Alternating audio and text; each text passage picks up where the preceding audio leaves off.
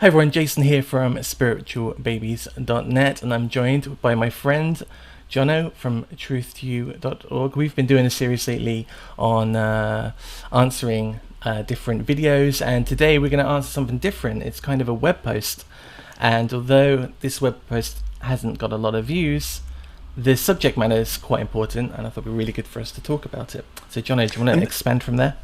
Thanks to Anna for bringing this to our attention. It's entitled 5 Things You Should Never Say When Sharing About the Messiah with a Jew. Should we say who this is by? I guess we should. Yeah, we can do. Yeah, it's not a problem. Tzvi Ben Daniel. He lives in Israel, and he himself is a believer in Yeshua. That's fair. Yep, and he's Jewish. He was born Jewish. Mm-hmm. That's important to mention too. Yeah. So he has a blog post, and in this blog post he has a little kind of preamble, and then he mentions these 5 things that you should never say or mention to a Jew when you're trying to sell them the concept of Jesus as a Messiah. And we're going to talk about some of these things and some related things. Now, what did you think initially when you read this? Well, I've seen this before. I remember being sent years ago from a guy called Scott Sekulow, Messianic Rabbi Scott Sekulow, sent me a book, and he sent me a little card, what not to say when missionizing to a Jew. And then as I was looking, there are many other sites that do this. There's a really interesting website called Jewish Voice. And you'd expect this to be a Jewish website, but it's not. It's a Messianic website. And they have a webpage called Sharing the Good News to the Jew First. And it tells you what you should and shouldn't do when you're speaking to a Jewish person. Is it now? It's not. Are each of those lists a little bit different, or is this has he pretty much taken from those? I mean, how similar are they? Yeah, actually, they're very similar. He gives you 5. Really? Yeah, he gives you 5 things that you shouldn't do. Some others go on to 10 or 20 or 7, depending on how much time they have. And sometimes it'll be something as small as vocabulary, like don't say this but say this. And sometimes it will be a bigger concept, like don't mention this thing, mention this thing. Right. Okay. So an example of that. Now I've seen that list, the list that says don't say Christ, say Messiah. Right. Or don't say Messiah, say Mashiach, or whatever it is.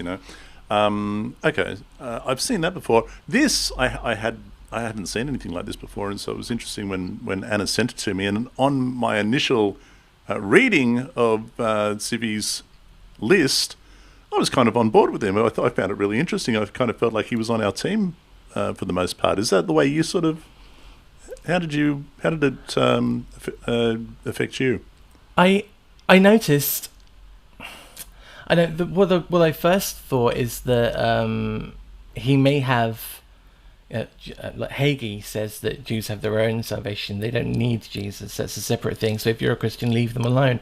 And I kind of thought, I thought that might be where he was going. But so that's a dual covenant theology, right? Where so the Jews have one covenant, Christians have another covenant. Both of them are happening at the same time. And that's what John Hagee's famous for, I suppose. I have to say, this list, he was much more gentle with how he said he should implement these, and for the most part, he said leave them alone. And I appreciate that. But he said, but if you've been speaking to Jewish friends and you have to talk about Jesus, then do it like this, and not like you would to someone that wasn't Jewish.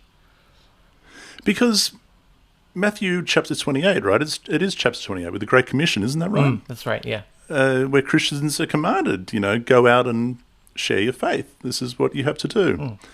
All right, so should we kick off with this list? Should we do it one by one? Yeah, let's do it one by one. I think it's important to remember as well, because some people might not get to the end of the video, and I want to get this in first. The whole point of these instructions is to help a believer in Jesus as the Messiah to speak to a Jewish person who doesn't really know who Jesus is, and more importantly, doesn't really know what a Messiah is.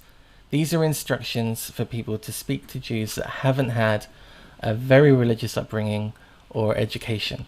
And the interviewer at this point, the person that's selling the concept, is counting on the fact that people don't know that what they're telling them isn't the only definition of the thing. And I think that's important before we go through, that people remember that because we might have people who have just come out of the New Testament 1 week ago, and when we talk now about what the Messiah is, they're going to think that what we're telling them is true. But we're giving okay. Well, I'm glad you clarified that. Yeah, so we're given the Christian perspective of what they believe is true and how they're going to sell that concept to a Jew. So the first one is never use a New Testament passage. Well, it's very telling, isn't it? Never use a New Testament passage. Now, when I read that, I actually went to his Facebook page, and in response to number one, he was asked a question from one of his Facebook friends, and they said, they asked, so you should never tell a Jew about what Christ did on the cross, or just about the blood specifically? And Zivi replied, let's just say that the safest is to let us figure it out, because Yeshua said that it is prophesied of him in the Torah, the prophets, and the Psalms, right? And he goes on to say, that is what the Jews are reading, and the revelation comes from the Father. He uses that the revelation comes from the Father, I think, quite a lot. It's and I found that quite telling, because he then is removing any importance from the missionizing person themselves, and saying that they're just being used as a tool, and eventually the Jews are going to figure it out themselves. But what they won't find, and we know you went through like 365 Messianic prophecies with Rabbi Skobach. Right. There's a photo of Rabbi Skobach, incidentally, on this list under number one, but keep going, yeah. And we know... He looks like he was about 19. I know, he's so young there. Not that he looks old now, if you're listening, Rabbi Skobach. No, Michael, of course you don't. A fine-looking individual. But yeah, what we won't find is any direct reference, in the prophets or the writings or the Torah. And I think what they're hoping is that you can just suck that. So the Jewish person they're speaking to probably only goes to synagogue 2 or 3 times a year. They probably haven't been brought up in a religious home. And when they hear people quoting to them from the Torah and the prophets and the writings, they think that this person knows what they're talking about, and it feels familiar to them, but not so familiar that they understand what the person's saying. And I think it's a little bit sneaky to not use a New Testament passage. It's selling me a bacon sandwich when the bacon is really vegetarian bacon.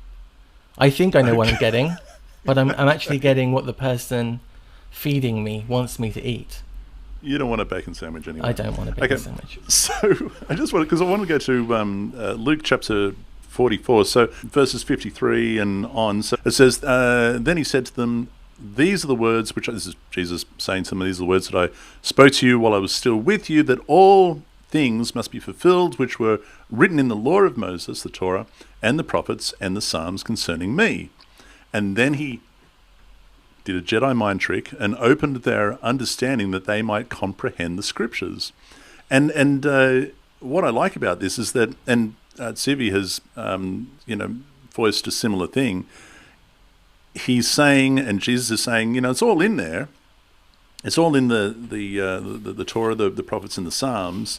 But you're going to need that Jedi mind trick either from me or from the Father to open your mind to the scriptures so that you can see them. If that doesn't happen, you're not going to be able to read Jesus into the text. And he said, thus it was written, and thus it was necessary for the Christ to suffer and to rise from the dead on the third day. That's verses 44, 45, 46. And so what he's basically saying is that in the Torah, in the prophets, and in the Psalms, it is written that the Messiah would suffer and die and rise on the third day and all that sort of stuff. Now, when I go down, of course, this is my New King James Study Bible, and what I really enjoy about this is that at every given opportunity, it will give a prophetic star and cross-reference in the very efficient cross-reference little square in the middle there. And when it comes to the cross references to the law of Moses, the prophets, and the Psalms, I don't know if you can see this, but verse 44, 45, 46, they're all New Testament references. Can you see that? And there's just a handful of New Testament references. There's nothing there. There's no little black star that says, "Oh, this is where the prophecy was fulfilled that was spoken in the prophets, in the Psalms, in the Torah." Nothing. And of course, as you pointed out, we found that to be the case when we did the 365 Messianic Prophecies, the 365 series with Rabbi Michael Skobac. But that's what he's echoing, I suppose. The way that works. So there's the classic horror film called The Shining with Jack Nicholson, and there's a fan theory that it's actually about the massacre of Indians at a time when the West was being taken from the Native Americans. Really? Called Wounded Knee. Right, so it's this really tragic event at Wounded Knee where everyone was slaughtered, and it's diabolical what happened. But in The Shining, there are all these references to Red Indian culture, and then later on in the film, there are these cans with this Red Indian's face on it that keeps coming up. And the fan theory is that Kubrick wanted to make a film about the white man's bloodlust, and this was the undertone of the movie. But Kubrick never says that. The film never really implies it. The story arc, the character narration, the intro, nothing about the film projects that to the viewer, so they know that's what the film is about. It's a group of people online have come up with this theory, and once you buy into the theory, you can start finding references to Red Indians through the whole film. It's interesting. So, do you know, that's like another one. This would be a similar thing. Dark Side of the Moon, Wizard of Oz. Right. Once you buy into that, the whole album starts to seem like a reference. Everything falls into place. Yeah, that's another really good one. But if the authors and creators of those pieces of media had really wanted that to be what the viewer was understanding from engaging in it, they would have said. And the Torah and the prophets and the writings also would have said, but they didn't. And I think that's what we have to remember when we're talking about Christian concepts that are hidden in the Tanakh. God doesn't hide things from the people he's trying to help. It's counterproductive. That aside, don't use New Testament passages. Fine. Yeah, okay. Yes, done. Done. Number 2, do not mention the sun. I find that interesting. I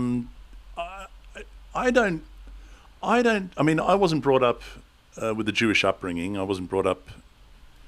I was brought up with a Christian upbringing, so I find it. I don't know what it is like for a Jewish person who was brought up with a Jewish upbringing to hear someone talk about the sun. I guess it screams to them Christianity.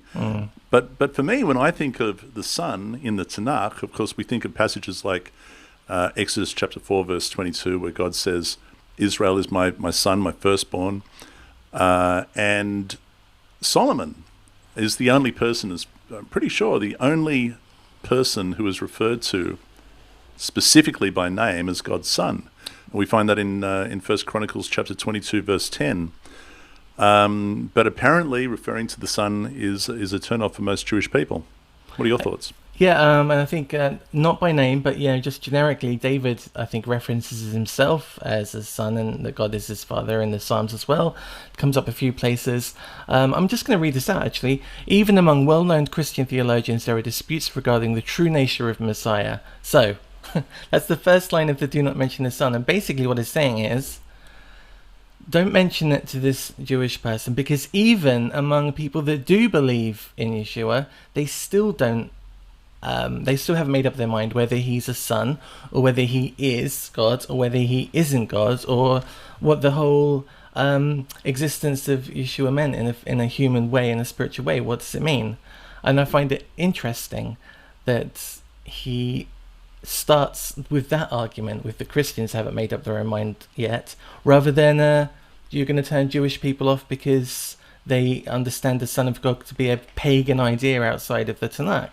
Number 3, Messiah's blood atones for your sin. Number 3 of things not to say to Jewish people. And I enjoyed this because he quoted John chapter 6, verse 53.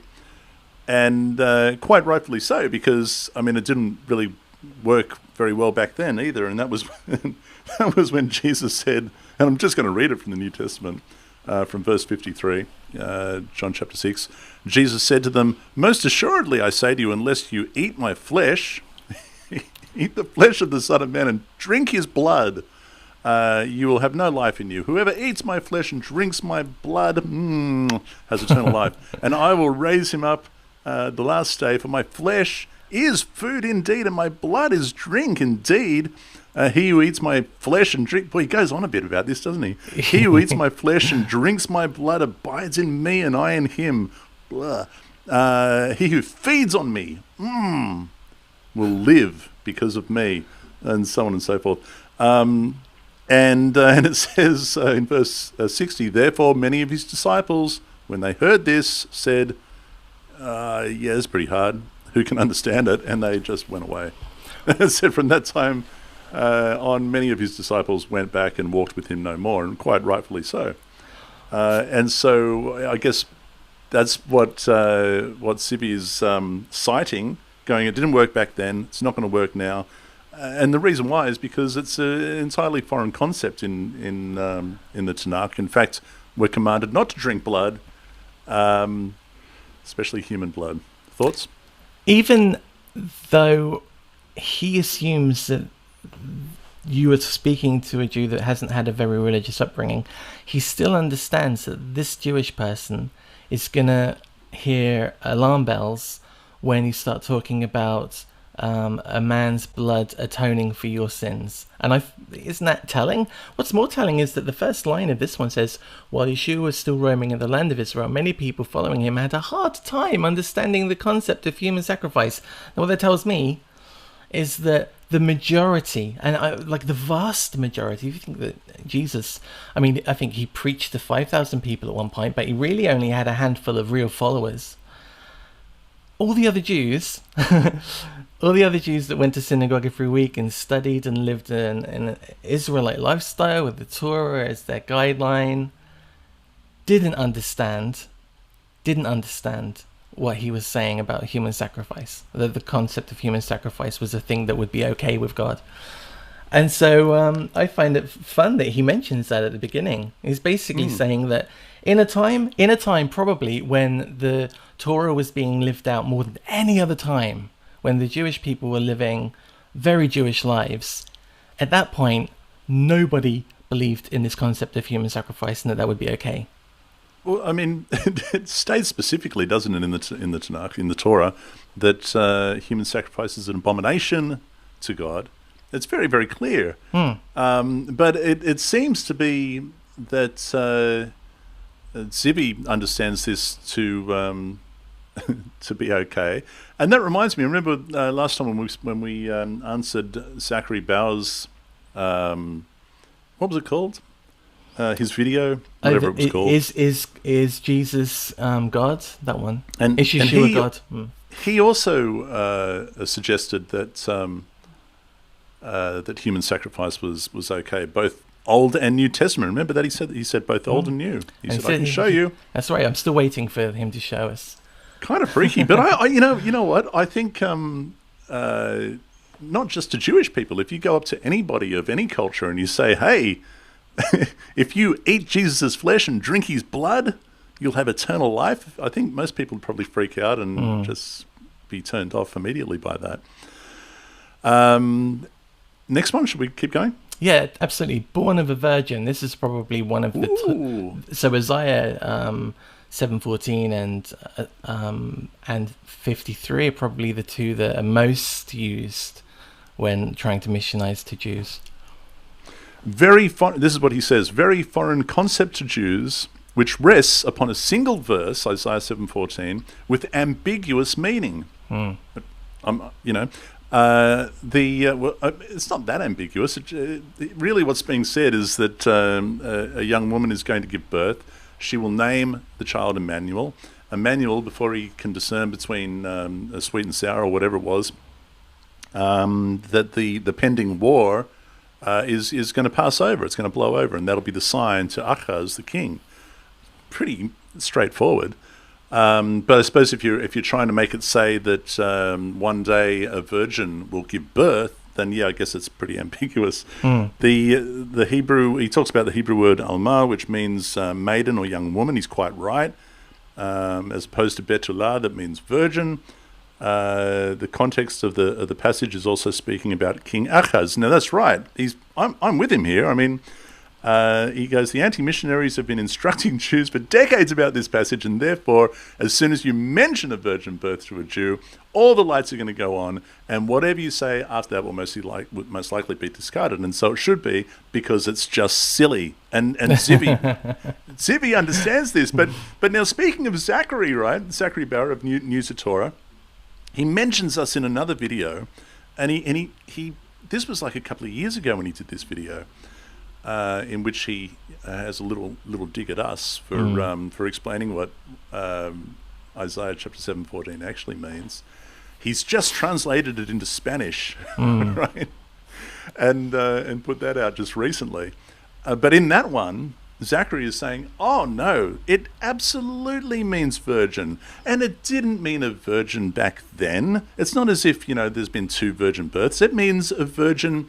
It means Mary, and that is the sign, because the sign is not that a young woman would give birth, because young women give birth all the time. It's not a big deal. But if a virgin gives birth, well, that's a big miraculous sign, and that is the sign. I mean, how would we know that Mary's a virgin, first of all, and how would that be a sign? How would anyone go, you know what, Mary's pregnant, but I happen to know that she's a virgin? Really? How did you know that, dude? But that aside, sorry to interrupt you, but no. But that's not the sign. When you look at Isaiah chapter 7:14, chapter 7, the sign is not that. Let's say it does say that a virgin will give birth. That's not the sign. The sign is that by the time the child Emmanuel is old enough to discern between this and that, the pending war will blow over. We have the story where Dinah is seduced and raped. And Dinah is referred to as an Alma after the fact. So it couldn't possibly mean virgin in every instance that's being used, because she wouldn't have been a virgin at that point. But what I really love about what he's written here is that he's answered all the questions for us. He specifically says, he says that Alma means a maiden or a young woman. He and Zachary are fighting against each other. Zachary's saying, no, it definitely means it. It's absolutely it is. And Zivi's right. He's saying, no, this is a bit silly. Just leave that one alone. Now, I think, if I remember correctly, I think Tovia was telling me that even Michael Brown says, leave this one alone. We'll look stupid. Just stop referring to this, because it's just not right. Oy. Anyway. Okay, number 5. We're at the end of this list. Although I'm kind of enjoying this, I might do a follow up with some more good stuff. All right. So receive Jesus into your heart. Again, this is a list of things that you should not mention to a Jewish person if you're trying to sell them the concept of Jesus as Messiah. Now I'm laughing because what's the first thing he says after that? Please no! Exclamation mark. Please no! Capitals exclamation mark. Like, really, just whatever you do, don't say receive Jesus into your heart. As much as you have only good intentions and want the Jewish people to be saved, the above statement will only meet rejection and disappointment from my Jewish brothers and sisters. Man. I think the takeaway from this, and this will tie into this, is that web pages like this are assuming, rightfully usually, that the Jew that you work with in your workplace who doesn't wear a kippah or a yarmulke and doesn't seem to be in a hurry to go home on a Friday afternoon doesn't really know that much about the Bible. But they do know enough from the few times a year they go to the synagogue, from what they've learned from their grandparents, that some concepts of Christianity completely rule out being a Christian if you're a Jew, and they're assuming that you know a little bit, and that's why they're telling you to avoid certain passages and certain things, so you don't raise any of those flags. And what this guy is offering is a softer sell than some other ones I've read, but it's still trying to sell. And I find it a little bit not just disingenuous, but almost feels like racism, that these things are dumbing down what the actual core concepts of the faith is for a select group of people, so they can understand without being put off. And I'd be, if I was Jewish, I'd be very hurt and offended that someone would feel that I wasn't intelligent enough to hear what they had to say without jumping to what they believe are the wrong conclusions, and what the Jewish person is at the right conclusions. And this is exactly the same here. It's saying don't ask them to receive Jesus into your heart, although that's perfectly okay for the rest of the world to do. But for this Jewish person, don't try it. Don't try it. It's kind of weird, because I kind of think, Zippy, if you've got to write these things off, which are pillars of the never use the New Testament. I mean, come on, dude. If you've got to write this list, why are you holding on to this faith? I just don't understand it. Now he goes on to say, when Yeshua himself asked his disciples, "Who do you say that I am?" Upon Peter's response that he was the Messiah, Jesus replied, "Flesh and blood has not revealed this to you, but my Father who is in heaven." And again, he's saying, the light has switched on from you, and it's not because of what's in here, it's because you've been given a personal revelation. And it's from heaven. That personal revelation is from heaven. And when I read that, I thought, yeah, you know what? That reminds, and I've read it again recently on the Answering series, but I'm going to read it now. Deuteronomy chapter 30, verse 11 and on. "For this commandment which I command you today is not too mysterious for you, nor is it far off. It is not in heaven, that you should say, who will ascend to heaven and bring it down for us, that we may hear it and do it." But apparently, according to Sippy, it is. And, you won't have your mind opened to understand Jesus in the text unless, you have this personal revelation. A bit silly. He says in that last one that if you're wondering, well, if you cut all that out, what should I speak about then? And then basically that you should just be a good person, and they're going to kind of get on board because you're the example. But what I found funny is that the first one says never use a New Testament passage. So now he's suggesting that you can completely sell the idea of Jesus as a Messiah. Jesus is a character that never appears in the in the Tanakh. So he doesn't want you to mention anything that's in the New Testament, but you still have to sell the concept of someone that only appears in the whole of history in the New Testament. You're not to mention the Son of God. So that and nothing in the New Testament. So now you can't connect Jesus to God at all. You can't say he's his son, and you can't say he is God, because you can't offer any proof that God ever had a spiritual son. Then he goes on in 3 to say that you can't mention that he died for your sin. So at this point, if I was Jewish, I'd be asking myself, well, why do I have to have a different faith at all? If I don't. Can you imagine Zippy leading someone to Christ or Yeshua, Messiah, and then once they're there, now he gives them another list that says, now when you go and tell your friends about it and family, just don't mention these things, please. Right. That'd be great. Yeah. So, and as you mentioned, he does say in closing, he said, if you're wondering, well, if you're cutting all this out, then what should I speak about then?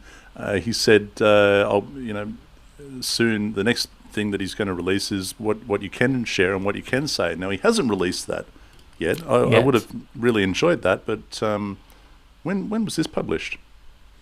Oh, I think it's quite recent. This is on the 2nd of September, so we've almost done a couple of weeks since he's done this, and he hasn't done the next thing of what you can say. But I I don't want to have a go at the guy. I mean, you know, it's a bit it's a bit of a funny list, but the thing I is, would be interested in reading what you can. I don't object to him writing the post. Everyone's got the right to evangelize. I mean, we do it. We're missionizing right now. We're trying to share our opinion based on our understanding of the Tanakh, using this as a subject, and he's entitled to do the same thing. What I don't like, though, is that he assumes that Jews are second class individuals when it comes to what you can and can't tell them. I don't know if there's another section of the populace which this is done for as regards to Christianity. You know, where's if you're going to talk to a Muslim or if you're going to talk to a Hindu, don't mention this and that and that. It doesn't happen. But the Jews somehow need to have a special vocabulary because, and the reason is, they want to sell you a product. Incidentally, yeah. No, sorry, I totally interrupted you then. I'm so sorry, but something just occurred to me. If it is, as Zivi claims, to be a revelation from the Father, then what does it matter what you say? Right. What does it matter, Zivi? If it's a revelation from God, if it's up to him to reveal to the individual, bang, now you can see Jesus all through the text, then what does it matter what you say? Can I just say, though, when I first started to really examine the New Testament and reject it, there was a part of me that made me think that I'd received a personal revelation. I don't anymore. I think that it was totally intellect and study and rational reasoning that made me look at one piece of text and another piece of text and then combat the two together and come up with a conclusion. But at the time, and I think at the time I was thinking this because I was already indoctrinated into thinking that that's how God worked. I got the Torah 2.0 download. So I can see where he's kind of coming from, but it's worth mentioning that in Hebrew literature, when you read heart and mind, you're actually reading mind and heart. It's a flip around. So when people led from their heart, that's like an intellect, and their mind is the thing that's kind of floaty and weird. And it's worth, when you read going through Proverbs or Psalms, and someone talks about being their heart ruling them, that's their mind and their intellect doing it. And I think it's your mind and your intellect that it ultimately will bring you out of the New Testament, but it's your will and want for a spiritual life that will get you into the New Testament. I think it's interesting that those two things are juxtaposed. I haven't used that word for a long time. Juxtaposed. 5 points. That's a good word. I like that. Juxtaposition. The more syllables, the better. Yeah. Excellent. I think we're done. Are we done? We are done for this week. If you have a video or a blog post and you think it's something that you'd like us to talk about and get our opinions on, please message us on Facebook or leave a comment under this video. Head over to Jono's website, truth2u.org, just like you.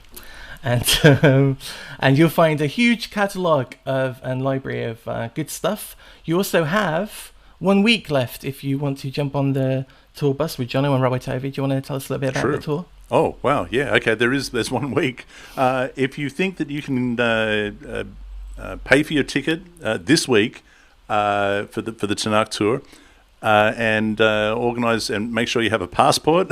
Okay, that's important. Then by all means, let us know, because we just have to concrete up all our reservations and bookings, and after this week, you won't be able to join the Tanakh tour. That's with myself, Rabbi Tovi, a singer. We're taking a group of wonderful people in a bus up and down Israel, and spending some wonderful time in Jerusalem. It's going to be great. So we would love to have you join us, but you've got this week to sort it out. So go to truth2u.org, truth2u.org, follow the links, and that'll give you all the information that you need. Brilliant. And don't forget to go over to the YouTube channel that this is being hosted on and hit that subscribe button. You hitting like and subscribe on my videos really helps out the channel. and we will reach more people if we get more subscribers. Other than that, I think we're done, and we'll see you all again next week. Bye-bye.